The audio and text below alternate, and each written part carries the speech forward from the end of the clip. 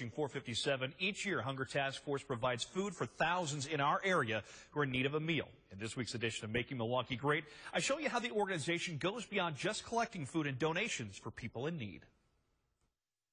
The orchard is right there. We're getting ready to pick the apples right now. From a short distance, this orchard and farm in Franklin appears as though it's just like any other. However, what goes on at this agricultural operation is rather uncommon.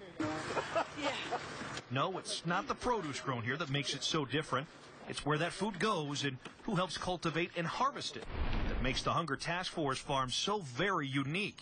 And the food bank's executive director, Sherry Tussler, is immensely proud of that fact. You don't see food banks growing their own food. You see food banks asking for donations. And across the country, there are about half a dozen food banks that are doing some farming. Our farm is the largest of all of them. Farm Development Director Matt King helps oversee the day-to-day operations in Franklin. It's going to be a really good year. He showed me as he spoke about the commitment of volunteers who make so much of what you see here possible. We would not be able to do what we do out here at the farm without volunteers. The love affair of volunteers with the farm has produced a bountiful offering to the many families in the Milwaukee area who are food insecure. That's in no small part thanks to the growing surge of those looking to give their time and effort to make an impact. Last year, we distributed 10 million pounds of food. 1 million of those pounds came from the farm. We started out our first year with 250 volunteers.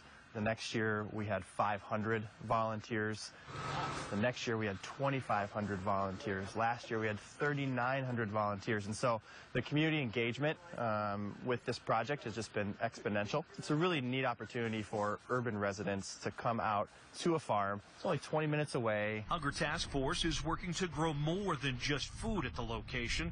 As you can see, through the restoration of a facility on the farm with a new intended purpose, which Tussler showed off during our visit.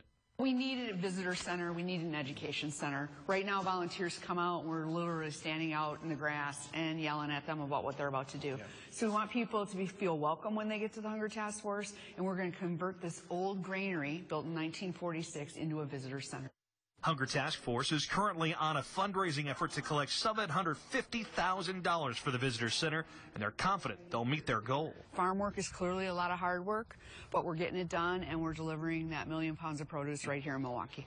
The Hunger Task Force, making Milwaukee great. It is just